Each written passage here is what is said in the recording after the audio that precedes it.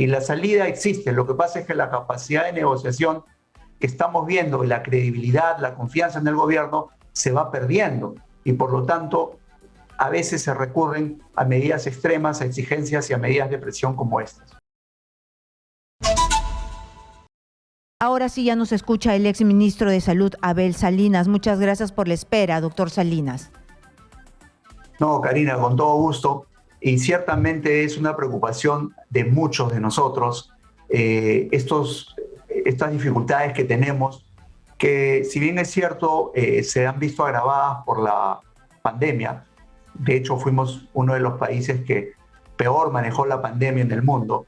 Esto significó muchos retrasos en muchos cuadros, muchas atenciones que dejaron de hacerse, y entre esas, naturalmente, las vacunas. Y eso significa que tenemos todavía una cobertura muy baja de vacunas en nuestros niños. Y esto es algo que evidentemente pone en riesgo a todos. Para tener una idea, cada 1% por debajo de una valla adecuada de cobertura de vacunas menores de un año significa más de 5.000 niños desprotegidos. Si la valla está a 10%, son más de 50.000 niños desprotegidos y que pueden enfermar. Lamentablemente esto ocurre en muchos países de la región y de hecho hay alarmas que ya ha dado la Organización Panamericana de la Salud, recomendando que todos hagan los esfuerzos necesarios, todos los gobiernos, para alcanzar las coberturas de las vacunas a las cifras, llevarlas a las cifras ideales. Y doctor, ¿por qué se nos ha hecho tan difícil? Yo sé que a nosotros nos ha pasado como un tractor encima la pandemia por el mal manejo que hemos tenido, pero ¿por qué, si es que hemos estado vacunando contra el COVID, por qué no se hizo lo propio al mismo tiempo vacunar a los más chiquitos? Exactamente, creo que una cosa deriva de la otra. No nos olvidemos que en este mal manejo irrepetible que tuvimos, acuérdense de las pruebas mal llamadas rápidas, la escasez de oxígeno, sin hablar del vacunagate, el cierre del primer nivel de atención fue catastrófico, porque ahí es donde poníamos más vacunas. ¿Quién cerró el primer nivel de atención? Disculpe, para tenerlo en cuenta y ¿sabe qué? Y no olvidarnos nunca. ¿Quién cerró el primer nivel de atención? Fue precisamente durante la gestión del señor Vizcarra. Vizcarra. Aquel que enlutó más de 200.000 hogares en el Perú. ¿Y por qué? ¿Y cómo se le ocurrió la genial idea? ¿En otros países cerraban el primer nivel de atención? Todo lo contrario, más bien lo activaron, porque ahí había que contener la enfermedad, ahí había que detectar los casos de COVID, ahí había que dar el primer manejo, las recomendaciones, y había que haber hecho los centros de aislamiento en quienes lo requerían. Pero aquí lo que se hizo fue lo contrario, se cerró el primer nivel, se consideró que era suficiente fortalecer las unidades de cuidados intensivos y hacer cuarentenas, todos encerrados. Y eso lo único que hizo fue que los contagios se hicieran masivos en las familias. Eso hizo que la gente perdiera trabajos y que la pobreza se incrementara. Entonces fue un manejo nefasto por donde se viera. Y fuimos el único país que hizo eso. Los otros países que tuvieron éxito en el manejo de la pandemia dentro del marco de la gravedad de la misma fueron los que mantuvieron el primer nivel de atención. No se les ocurrió hacer estas cuarentenas sin ninguna lógica. Sí, porque yo recuerdo y muy lamentablemente bien eso, de que la entre gente, otras cosas... Sí. Porque yo recuerdo muy bien que la gente iba a los hospitales, no había nada, después tenía miedo de ir a los hospitales y el primer nivel de atención estaba cerrado, y al primer nivel de atención es donde se debió ir para poner estas vacunas a los niñitos, a los recién nacidos. Entonces, si estaban cerrados, no servía ni para el COVID ni para la vacunación regular. Exactamente, eso fue lo que se hizo. Y se ha demorado mucho en activar el primer nivel de atención. De hecho, no tiene la fortaleza que debería tener con los recursos humanos, con insumos, con medicamentos, con equipos básicos para atender a la población. O sea, para nadie es una novedad que el primer nivel de atención es capaz de resolver hasta el 80% de las enfermedades que nos aquejan a la mayoría de peruanos. En consecuencia, la negación de este primer nivel de atención es un error garrafal realmente.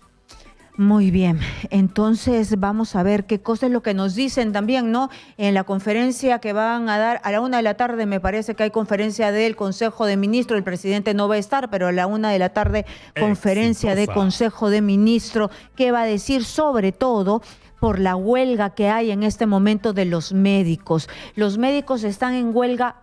¿Por qué? ¿No les han cumplido con el presupuesto que les prometieron? Exactamente. Creo que hay un reclamo legítimo del grupo médico y es que viene ocurriendo un atraso en la nivelación de las remuneraciones de todos ellos, no solamente de los médicos, de todo el recurso humano en salud. Eso naturalmente causa preocupación y desaliento en el recurso humano, la terminación de muchos contratos que no han podido continuarse, ciertamente por un recorte en el presupuesto en salud. Curiosamente, el presupuesto debería seguir creciendo y este año tiene menos, o se proyecta tener el próximo año menos que el año pasado, por ejemplo. Entonces, es algo pues que no tiene ningún sentido. Deberíamos ir hacia adelante y estamos en retroceso.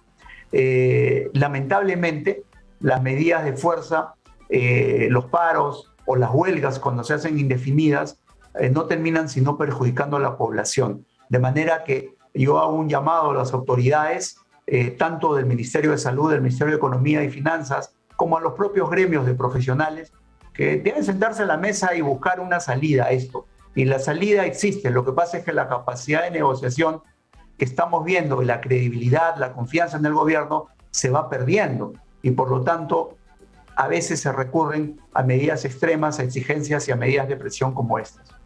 Muy bien, pero también si falta presupuesto, se recorta el presupuesto para salud, no se les paga a los médicos, no hay contratación de personal, no se invierte en el primer nivel de atención que acabamos de decir que es lo más importante, no se hacen más hospitales, que también es importante, por decir, se tiene que venir mucha gente a Lima para tratarse el cáncer y no hay hospitales descentralizados en cáncer. ¿Cómo solucionar entonces estas colas que vemos, que es desgarrador ver a las personas, a los adultos mayores, a gente que tiene enfermedades de fondo graves, que les dan citas para después de 10 meses en eSalud, o que les dicen, aquí están tus pastillas y las pastillas están incompletas, o en el MINSA que les dicen que bueno, pues que se busquen una consulta particular?